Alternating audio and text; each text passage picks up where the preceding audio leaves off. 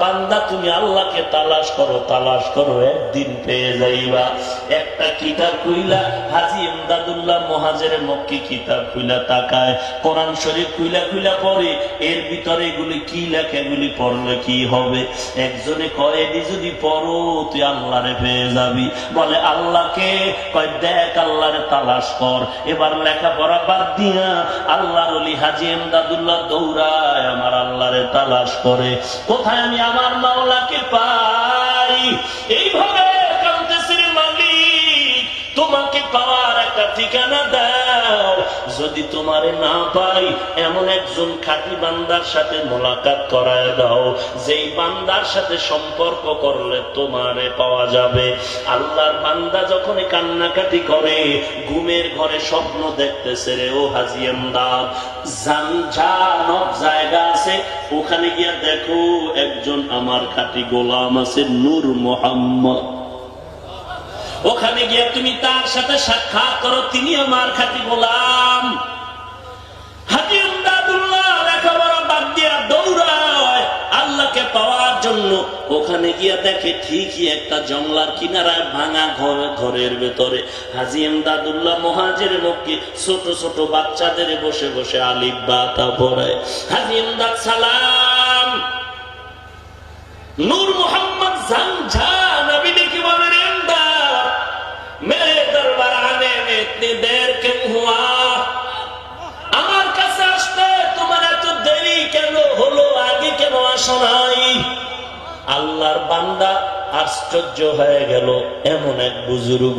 তবে দিলের ভিতরে প্রশ্ন, আমি বড় বুজুর্গের দোয়া করেছিলাম, এমন এক বুজুর্গ পাইলাম যিনি বাচ্চাদের আলিফ বা তা পড়ায়, এ তো ছোট বুজুর্গ। কিন্তু মনে মনে করার সাহস পায় না, বেয়াদবির ভয়ে। হঠাৎ করে নূর মোহাম্মদ জানজা নবী ডেকে বলে রে ইমদাদ, প্রশ্ন কি করবি বল, তুই কি খুঁজে পাও নাই হাদিসে পাকে? আল্লাহ নবী বলেন, খায়রুকুম মান তাআল্লামাল কুরআনা ওয়া আল্লামা।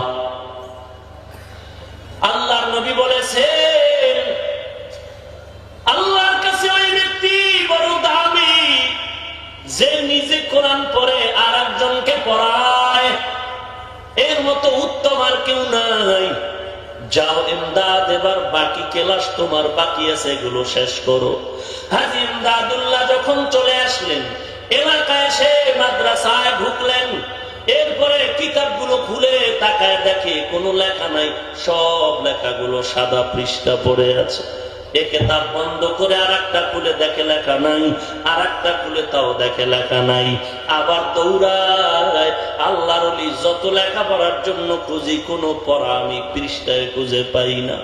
নূর মোহাম্মদ জানজা নবী বললেন, ও ইমদাদ, তোমার দিনের ভিতরে মুজাহাদা তো বেশি, আল্লাহকে পাওয়ার তামান্না তো বেশি হয়ে গেছে। আল্লাহ চায় বান্দার তলব, বান্দার তলব। বাচ্চা কান্না করতে করতে করতে করতে যখন একেবারে দুর্বল, তখন মা কাজ পালায় দৌড়ায়, ওরে বান্দা তুমি এমন ভাবে বাবা আমার আল্লাহকে পাওয়ার জন্য পাগল, তোমার দিলের তামান্না যখন চূড়ান্ত আকার ধারণ করেছে, তখন আল্লাহ রাব্বুল আলামিন নেকির নজর দিয়েছে, রহমতের নজর দিয়েছে। আর বলেছে, রে বান্দা তোর আর লেখাপড়ার দরকার নাই, তুই যে কান্না কানতেছো আমি আল্লাহকে পাওয়ার জন্য, আমি আল্লাহ তোর চাহিদা পূরণে 12 বছরের লেখাপড়া করে যা পাইতি সব আমি এক নজরে ঢুকায় দিলাম। ভাইরা আমার, সেই হাজী ইমদাদুল্লাহ মুহাজির মক্কি কেমন একজন ওলি